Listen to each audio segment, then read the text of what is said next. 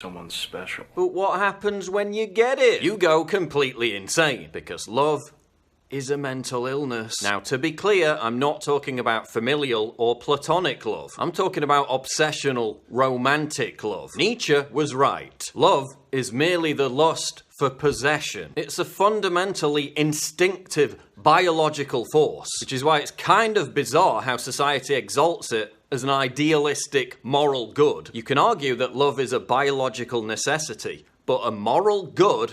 I don't think so. And maybe Nietzsche should have realised that before he caught syphilis from a prostitute and went mad. Not good. Anyway, people think egoism and greed are the opposite of love. Au contraire, love is about possession and assimilation. What could be more egotistic and greedy than trying to possess another human? Romantic love is essentially a base instinct rooted in the reptilian brain, which is only given a sheen of morality or splendour by modern culture, which hijacked it, commercialized it, and warped it out of all proportion. What you call love was invented by guys like me to sell nylons. For most of history, romantic love was considered a disease that you had to catch and get over, like chicken pox. Romeo and Juliet wasn't a celebration of love, it was a warning. Same story with Antony and Cleopatra. Dude goes mentally ill from falling in love, then kills himself. Then she kills herself. Not good. Tristan and Iseult both end up dead. Not good. Apollo and Daphne, their failed romance ended up with her being turned into a tree. Not good. Helen of Troy's tryst with Prince Paris of Troy, that ended up in a massive war. Believe me, not good. Socrates.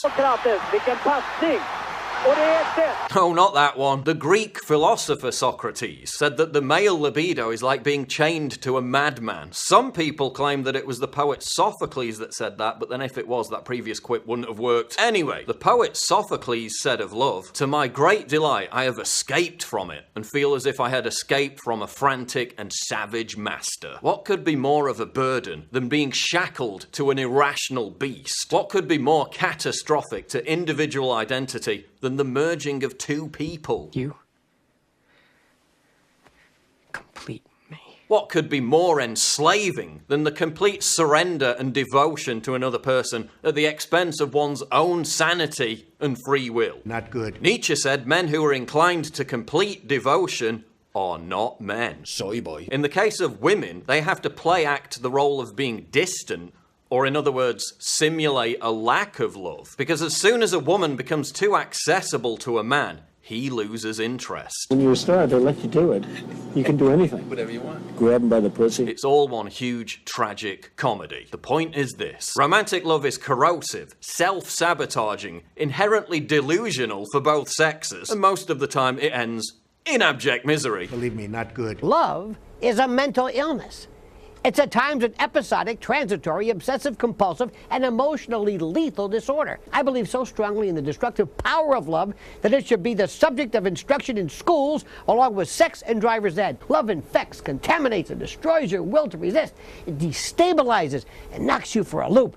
It's a singular, single-serve, client-centered, and individually targeted and focused cult. Stanton Peele and Archie Brodsky described romantic love as, quote, a sterile, ingrown dependency. I'm just saying, sometimes it's not all it's cracked up to be. So all you incels need to calm your tits. I lost my faith in womanhood. I lost my faith in womanhood. Romantic love detracts from the only true source of sustained happiness: creativity and self-mastery. The perfect fusion of the Apollonian and the Dionysian. Being in love is like being a substance abuser in need of higher and higher doses. Neural scans show that the early stages of romantic love look like a brain experiencing drug addiction. The same brain region where we found activity becomes active also when you feel the rush of cocaine. This creates not so much an emotion, but the need to fulfill a craving. The brains of people in love who've been rejected look like junkies going through withdrawal. The areas that light up in their brains are the same ones associated with physical pain. Some sufferers even take the opioid blocker naltrexone to relieve their symptoms. Love also switches off parts of the brain involved in decision making, causing people to make stupid decisions which harm their own self-interests. Romeo, Juliet, Antony, Cleopatra, all idiots who made stupid decisions because they were mentally ill. Not good. Self self-sabotage is a byproduct of romantic love. How many times have we seen Romeo and Juliet writ large in society,